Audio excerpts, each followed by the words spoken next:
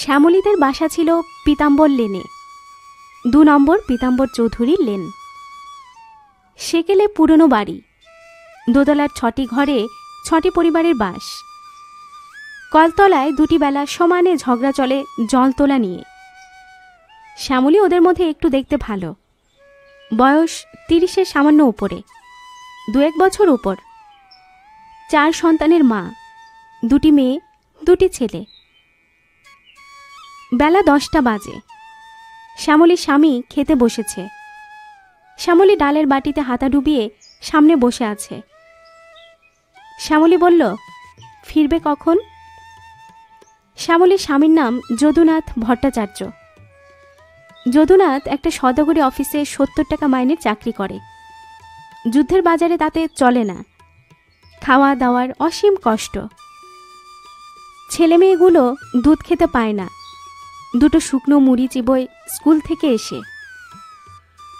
যদুনাথ বলল, ফিরবো 7টার পরে। আরেকটা বাড়ি দেখো, বুঝলে? সে তো বুঝলাম, বাড়ি মিলছে কই? খুঁজতে কি কম করছি? এ বাড়ি তার টেকা যায় না। কালো ঝগড়া হয়েছিল কবে না হয়, বিশ্বাস গিন্নির সঙ্গে মতির মার ঝগড়া কালো খুব, অভয়ের সঙ্গে রামবাবুর বউর ঝগড়া জল তোলা নিয়ে। তা আবার কিনে, ও তো রোজকার ঘটনা লেগেই আছে। রোজ রোজ ওই ইত্রুমি আর ভালো লাগে না, অসহ্য হয়ে উঠেছে। যদুনাথ চলে গেল। শ্যামলীর ছেলেমেয়েরা খেয়ে দিয়ে স্কুলে চলে গিয়েছিল। ছেলে 2টি বড়, তারা হাই স্কুলে পড়ে। মেয়ে 2টি পড়ে মোড়ের কর্পোরেশন স্কুলে। ছোট রান্নাঘর, একটি লোক কায় ক্লেশে বসে 2টি আহার করতে পারে। আজ 9টি বছর এ বাসায়। বড় মেয়ে ডলির এ বাসাতেই আতুর হয়েছিল। রান্নাঘরের সামনে খোলা ড্রেনে তরকারি খোসা, ফ্যান, শাকের ডাঁটা, চিংড়ি মাছের খোসা জমে দুর্গন্ধ বার হচ্ছে। এই দুর্গন্ধ আর এই কুষ্টি দৃশ্য আজ 9 বছর ধরে সহ্য করতে করতে নাক অসাড় হয়ে গিয়েছে। এখন আর দুর্গন্ধকে দুর্গন্ধ বলে মনে হয় না। বিনা উপরে তলার মনোরঞ্জন বাবুর মেয়ে, সে শ্যামলীকে ভালোবাসে।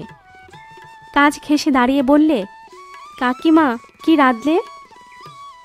মসুরির ডাল আর চচ্চড়ি। মাছ আনেননি কাকাবাবু? না, 2 টাকা চিংড়ি মাছের সের, মাছ আর কি কেনবার জো আছে?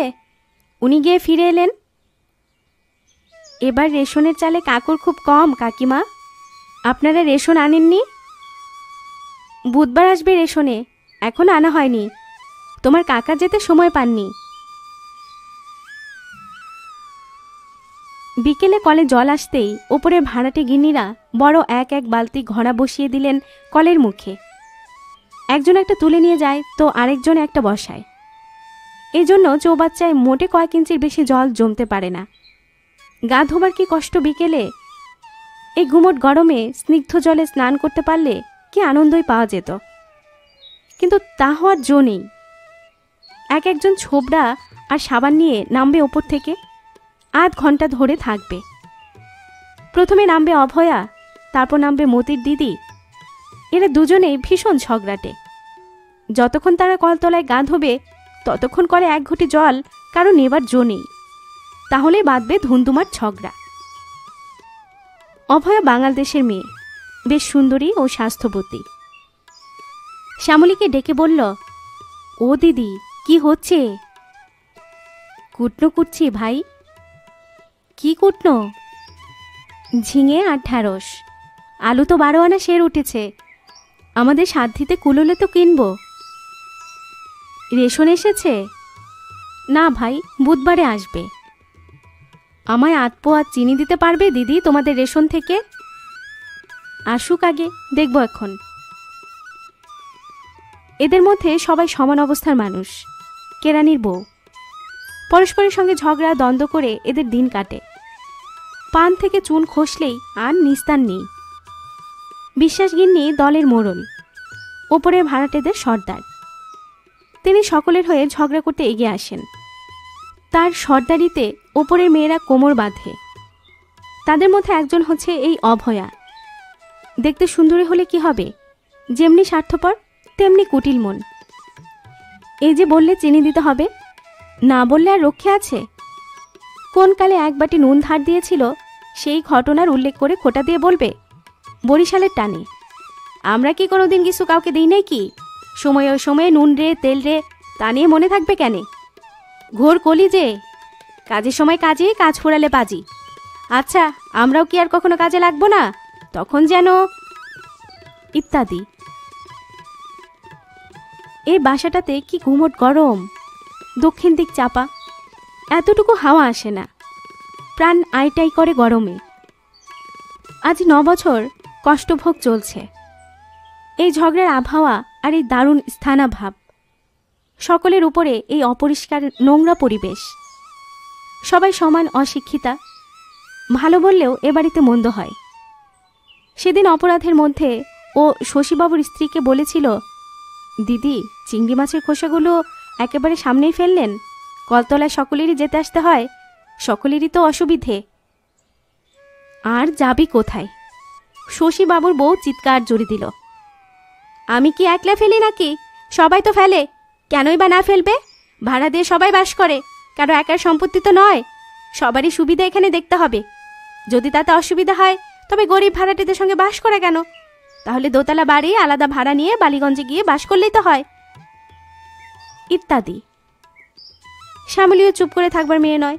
সে বলল, দিদি কি পাগলের মতো বকছেন? আপনি চিংড়ি মাছের খোসা ফেলবেন তাতে কেউ বারণ করছে না, তবে আমারই রান্নাঘরের সামনে কেন ফেলবেন? কেন আমি তা ফেলতে দেব? ফেলতে দেবে না তোমার কথায়? কি তুমি এমন লাটসায় বেয়েছো রে বাপু? তুমি পাগল না আমি পাগল? রান্নাঘরের বাইরে জায়গা তোমারও যা, আমারও তা। তুমি বলতে আসবার কে? তা বলে পরে সুবিধা অসুবিধা যারা দেখে না তারা আবার মানুষ? তাদের আমি অমানুষ বলি। এই পর্যন্ত গেল সাধারণ ভাবের কথা, একে ঝগড়া বলে অভিহিত করা যায় না। এরপর বাধ্য আসল ঝগড়া, যার নাম শ্যামলীও ছাড়ল না, শশীবাবুর বউ না, উভয় পক্ষে বাঁধল কুরুক্ষেত্র। তারপরে কথা একদম বন্ধ হয়ে গেল দুপক্ষেই। নানা রকম শত্রুতা আরম্ভ করলেন শশীবাবুর প্রৌঢ়া স্ত্রী। ছেলেমেয়ের হাত ধরে খোলা ড্রেনে বসিয়ে দিতে লাগলেন সকালবেলা, পায়খানা থাকা সত্ত্বেও। প্রায় শ্যামলী রান্নাঘরের সামনেই, কিছু বলবার জো নেই। ওই আরেক গোলমাল, একটা মাত্র পায়খানা নিচে, মেয়ে পুরুষ তাতে যাবে। কি নোংরা করে রাখে মাঝে মাঝে। ভোরে অন্ধকার থাকতে যদি ঘুম ভাঙে তবে কল পায়খানা ব্যবহার করা যাবে সেদিন, নয়তো বেলা 11টা, পুরুষরা সবাই অফিসে বেরিয়ে গেলে।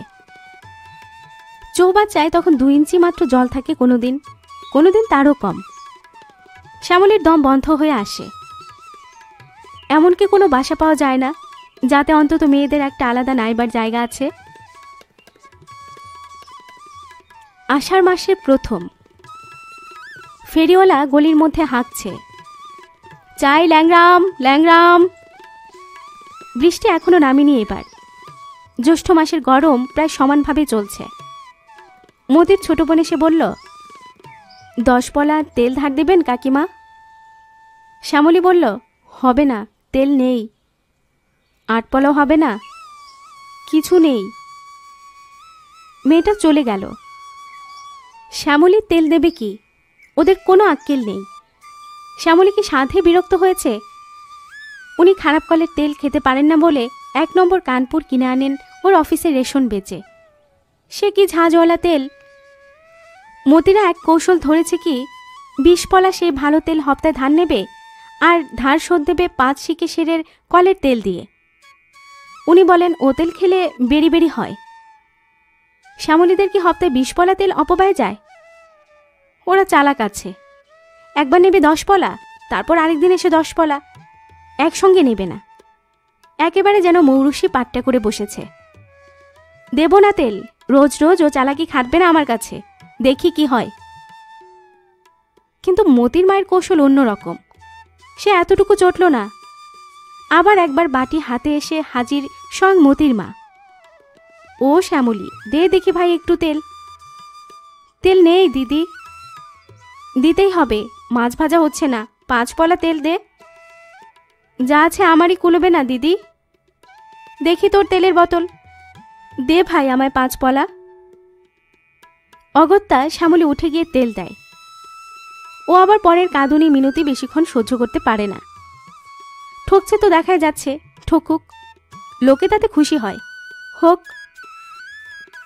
কিন্তু এই সামান্য ব্যাপার নিয়ে দোতলার ভাড়াটেদের মধ্যে মহা ঘোটমঙ্গলের সৃষ্টি হল।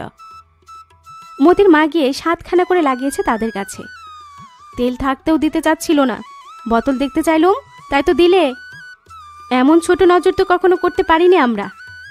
ওই যে সেদিন বৈশাখ মাসে ওর পেটের ব্যথা ধরল রাত্রিরে, যদুবাবু সোডা চেয়ে নিয়ে যাননি আমাদের এখান থেকে, দেইনি আমরা। লোকের কাছে হাত পেতে যেমন নিতে হয় তেমনি দিতেও হয়, তবে লোকে মানুষ বলে। তার পরের দিন আর কলতলায় যাওয়া যায় না। বড় বড় বালতি, ঘড়া আর টপ পড়ল একের পর এক সকাল থেকে। সেসব সরিয়ে এক বালতি রান্নার জল নিতে গেলেও ঝগড়ায় মুখর হয়ে উঠবে সারা বাড়িটা। সে কথা শ্যামলী ভালো রকমই জানে, অনেকবারের অভিজ্ঞতায় জানে। সুতরাং আষাঢ় মাসের গুমোট গরমে বেলা 11টা পর্যন্ত তাকে অস্নাত অবস্থায় থাকতে হলো। 11টার পর কলের জল কখন চলে গেল। যখন সে নাইতে গেল তখন চৌবাচ্চায় ইঞ্চি 4 মাত্র জল। কাকের মুখ থেকে তার মধ্যে পড়েছে ভাত। এই সময়ে একদিন যদুবাবু এসে বললেন, ওগো শোনো, একটা সন্ধান পেয়েছি। রানাঘাট থেকে নেমে যেতে হয় প্রায় 11 মাইল উত্তরে, বল্লভপুর বলে পাড়াগা। সেখানে কলকাতার এক বড়লোকের জমিদারি কাছারি ছিল, বিক্রি করে ফেলেছে। মাঝে মাঝে যেত বলে কাছারি বাড়ি সংলগ্ন দোতলা বাড়ি তৈরি করেছিল। ওপরে নিচে 5খানা ঘর, বারান্দা, রান্নাঘর, নাইবার ঘর সব আছে। 10 বিঘে জমির উপর কাছারি বাড়ি, তাতে আম, কাঁঠালের গাছ, কলা গাছ আছে। বাড়ির সেই জমির নিচে দিয়ে একটা ছোট নদী বয়ে যাচ্ছে। তাতে জমিদার বাঁধানো খাটলা করে দিয়েছেন। বাড়ির মেয়েরা যখন গিয়ে থাকতো তাদের নাইবার সুবিধার জন্য। সব শুদ্ধ 3,000 3,500 টাকা হলে বাড়িটা পাওয়া যায়। জমি শুদ্ধ কিনবো, প্রভিডেন্ট ফান্ডের টাকা সব যদি তুলে নেই, অত কমে হবে? পাড়াগা, কে সেখানে খদ্দের হচ্ছে? যদ্দূর শুনলাম চাষাগা, গায়েও অত টাকা দিয়ে কিনবার লোক নেই। টাকা দেবে কোথা থেকে? প্রভিডেন্ট ফান্ডে সব টাকা তুলে নেই, তোমার গহনা কিছু দাও আর ইন্স্যুরেন্স কোম্পানি থেকে কিছু ধার করি। আমার কাছেও সামান্য কিছু আছে। শ্যামলীর মন নেচে উঠল। কতদিন সে পাড়াগাঁয়ের মুখ দেখেনি। বাপের বাড়ি ছিল হুগলি জেলার তারকেশ্বর লাইনে দাসপুর গ্রামে। সে বংশে বাতি দিতে কেউ নেই। জ্ঞাতি কাকিরা পর্যন্ত উঠে এসে কলকাতায় বাস করছেন। ঘোর ম্যালেরিয়া, চলে না সেখানে থাকা। যদি এ সম্ভব হয়, ভগবানকে এত দয়া করবেন, তা কি তার কপালে সম্ভব হবে? শ্যামলী বলল, কিন্তু তুমি কোথায় থাকবে? কেন, সেখানে অফিস? চাকুরি ছেড়ে দেব, একঘেয়ে হয়ে গিয়েছে জীবন, আর ভালো লাগে না। স্বাস্থ্য যেতে বসেছে। একটু সাহস করে দেখি যা আছে কপালে, ওখানে জায়গা জমি নিয়ে চাষবাস করব। ছেলে দুটো লেখাপড়া, রানাঘাটে বোর্ডিংয়ে থাকবে, সে ব্যবস্থা হয়ে যাবে এখন। আর এ যা লেখাপড়া শিখছে, এ শিখে তো কেরানি হবে। তার চেয়ে ভালো কাজ ওখানে শিখতে পারবে। বিলেত থেকে লোক গিয়ে আমেরিকায় বাস করে আমেরিকা যুক্তরাজ্য স্থাপন করেছিল। অজানায় পাড়ি না দিলে মানুষ মানুষ হয়ে ওঠে না। জীবন উপভোগী যদি না করলুম, বেঁচে থেকে কি হবে? গ্রামের লোকদের কাছে দুটো ভালো কথা বলবো, নাইট স্কুল করব, বই পড়তে শেখাবো, ও আমার অনেক দিনের ইচ্ছে। স্বামী স্ত্রীতে মিলে সারা বিকেল আর রাত ধরে পরামর্শ হলো। শ্যামলী চোখে রঙিন স্বপ্ন ভেসে উঠেছে। দূরের পাখি ডাকা, ফুল ফোটা, সমুখ জ্যোৎস্না রাত্রির প্রহরগুলি, কত অলস মধ্যাহ্নে বনানীকালের ঘুঘুর ডাক শোনা, বিছানায় আধো জাগরিত আধো ঘুমন্ত অবস্থায় শুয়ে শুয়ে, কত আম্রমুকুলের গন্ধে সুবাসিত সকাল সন্ধ্যা। দিন 15 পরে যদুবাবুর সঙ্গে একটি প্রৌঢ় ভদ্রলোক শ্যামলীদের বাসায় ঢুকলেন। যদুবাবু বললেন, উনি এখানে খাবেন। শ্যামলীকে আড়ালে বললেন, উনি ওদের স্টেটের নায়েব, ওরও নাম যদুবাবু, তবে উনি কায়স্থ। আমাকে বলে কয়ে উনিই বাড়ি দেওয়াচ্ছেন। অতি ভদ্রলোক।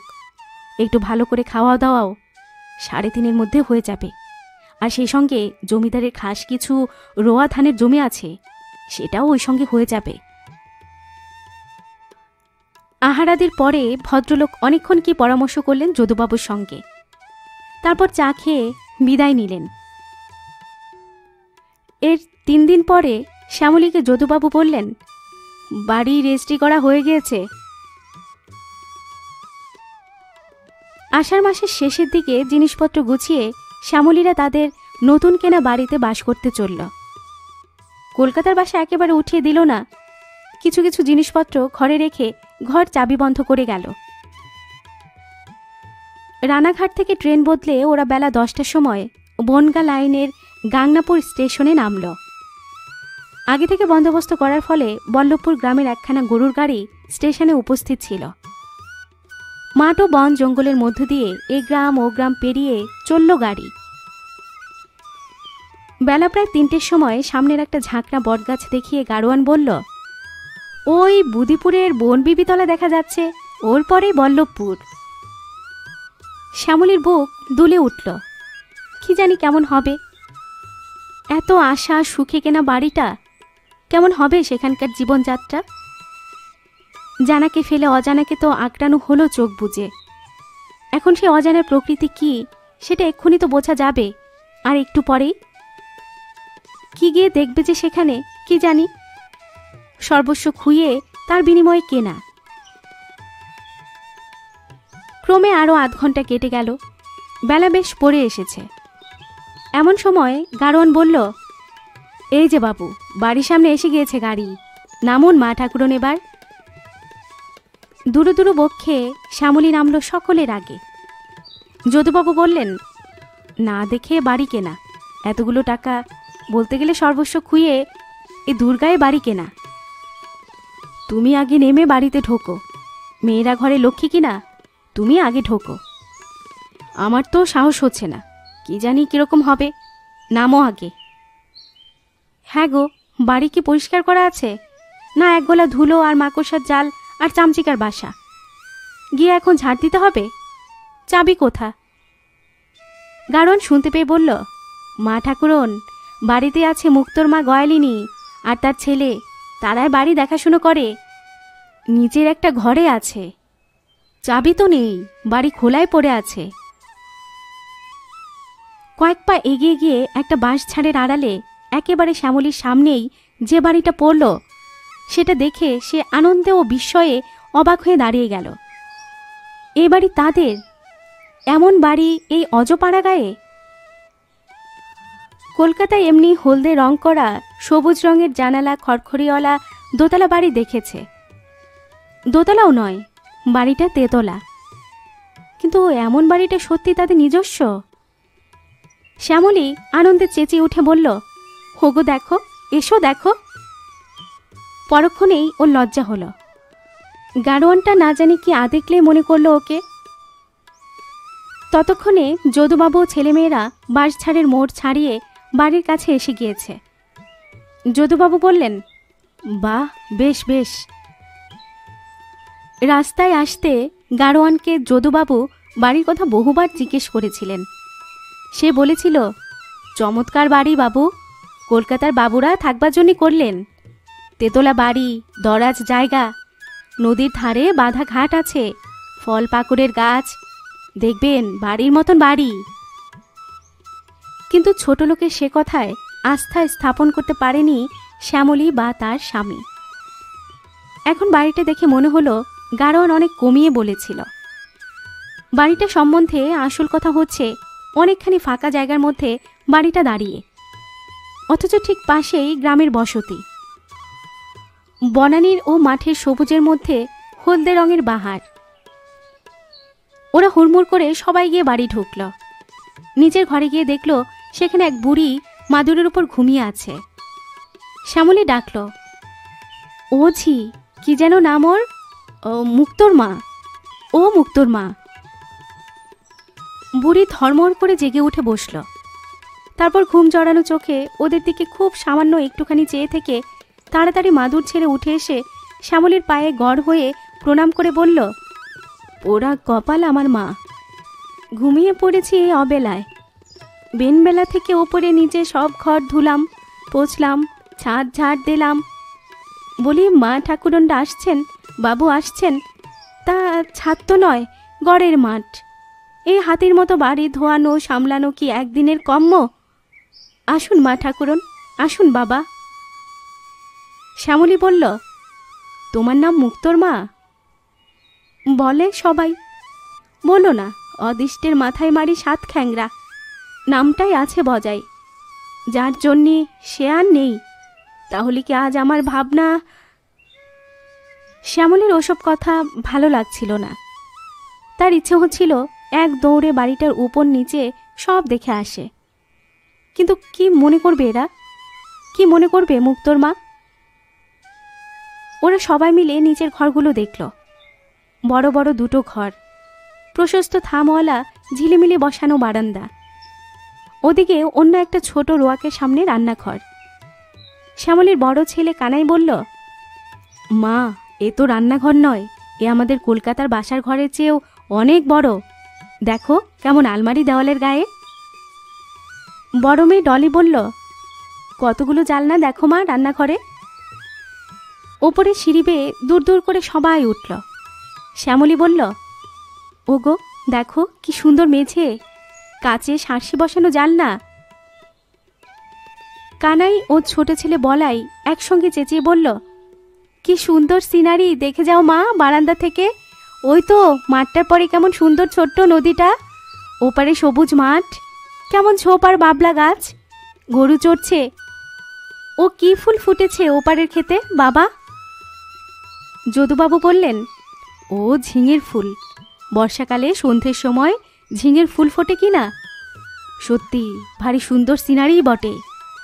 ওগো দেখো এদিকে, সে কি ফাঁকা। শ্যামলী বলল, তেতলার ঘরটা দেখে আসি চলো। তেতলার ঘরটা অপেক্ষাকৃত ছোট, কিন্তু খুব বড় বড় 3টি জানালা, 3টি দেওয়ালে, রাঙা মাটির পালিশ করা মেঝে, দরাজ ছাদ। ছাদের ওপর থেকে বহু দূরব্যাপী মুক্ত মাঠের সবুজ বাণী এই আষাঢ় সন্ধ্যায় ওদের অন্তর স্পর্শ করল। শ্যামলীর চোখে জল এলো। এই যে রূপকথা রাজবাড়ি তার কাছে, সে গরিব ঘরের মেয়ে, গরিব ঘরের বউ, কলকাতার বাসার অন্ধকূপে আজীবন কাটিয়ে আজ কি ভাগ্যে এমন বাড়িঘর নিজের মনে করবার অধিকার পেল। কানাই ইতিমধ্যে ছুটে এসে বলল, বাঁধা ঘাট দেখে এলাম মা, একটু ভেঙে ভেঙে চটা উঠে গিয়েছে চাতালের, তবু দিব্যি আরামে নাইতে পারবে। ওই তো দেখা যাচ্ছে, ওই উঠোনটা পার হয়েই। যদুবাবু বললেন, না, 3,500 টাকা নিক, জিনিসের মতো জিনিস, বাড়ির মতো বাড়ি, ছেলেপুলে নিয়ে দরাজ জায়গায় বাস করো। এই তো পাশের গায়ের কি পাড়া, ডাক দিলে লোক পাবে, কোনো ভয় নেই। আমি এখানেই একটা কিছু করব। এত লোকের চলছে আর আমার চলবে না? খুব চলবে। তোমরা দাঁড়াও, জিনিসপত্র সব ওপরে নিয়ে আসি। কি কি গাছ আছে মুক্তোর মা? মুক্তোর মা বলল, 3টা আম গাছ আছে, 7টা কাঁঠাল গাছ, একটা পেয়ারা গাছ, একটা চালতে গাছ, একটা বিলিতি কুল গাছ, 2 ঝাড় কলা গাছ, 4টে নারকোল গাছ। বাবুরা নিজের হাতে সব লাগিয়েছিল থাকবে বলে। শখ করে কলকাতা থেকে চারা এনে এই বছর ওই দেখো একটা চাপা ফুল গাছ বসিয়ে গিয়েছে। একটু পরে সন্ধ্যা হয়ে অন্ধকার নামল। শ্যামলীর দুঃখ হলো, এখন আর কিছু দেখা যাবে না। নতুনতর জীবনযাত্রার পথে নতুনতর দেশের প্রতি পথঘাট চিনে নেওয়া যেত, ভালো করে দেখা যেত আলো ভরা দিনমানে। শ্যামলী তাড়াতাড়ি লণ্ঠন জ্বালল, ডাকল, মুক্তোর মা, ও মুক্তোর মা। মুক্তোর মা মালপত্র গাড়ি থেকে নামিয়ে এনে দোতলায় তুলছিল। বলল, কি মা? জল আছে বাড়িতে? জল তুলে রেখেছি এক বালতিতে, আর তো পাত্তর নেই মা, তাই তুলতে পারিনি। সে কথা বলছি নে, বাড়িতে জল আছে? কোটো বাঁধানো পাতকো আছে, নাওয়ার ঘর আছে রান্নাঘরের পেছনে। চলুন আমি দেখিয়ে দিই। বাবুদের বাড়ি কোনো ত্রুটি ছিল না মা, আগা গোড়া শান বাঁধানো, চৌবাচ্চা আছে বাঁধানো। তাতে জল তুলে রাখুনি? নাইবেন যদি তবে পাতকোর জলে কেন মা? দিব্যি বাঁধানো নদীর ঘাট, অসাগর জল নদীতে। এখন জোয়ার এসেছে, সব পৈঠগুলো ডুবে গিয়েছে। চলুন গা ধুয়ে আসবেন। শ্যামলী নদীর ঘাটে নাইতে গেল। ঘাটের ঠিক পাশে কি একটা বড় প্রাচীন গাছ, তার ছায়া পড়েছে বাঁধা ঘাটের পৈঠেগুলোতে। কি একটা পুষ্পের সুবাস বাতাসে ভুরভুর করছে, এই গাছ থেকে আসছে। কি ফুলের গন্ধ মুক্তোর মা? কি একটা লতা এই গাছে উঠেছে মা, কাল সকালে দেখবেন সাদা সাদা ফুল ফুটেছে, ভারী বাঁশ বেরোয় রাত্রিরে। শ্যামলী জলে নামল। আজ সে রূপকথা রাজকন্যে। স্নিগ্ধ জল, ওপারের দিক থেকে হাওয়া বইছে, সেই ফুলের সুগন্ধ, তারা ভরা আকাশ, এই বাঁধা ঘাট, এই প্রাচীন কি বনস্পতি, এই বন পুষ্প সুবাস, সব তাদের নিজস্ব।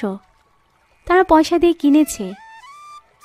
কলকাতায় সে পচা ড্রেন, কলতলা, অভয়া, বিশ্বাস গিন্নি সব স্বপ্ন হয়ে গিয়েছে একদিনে।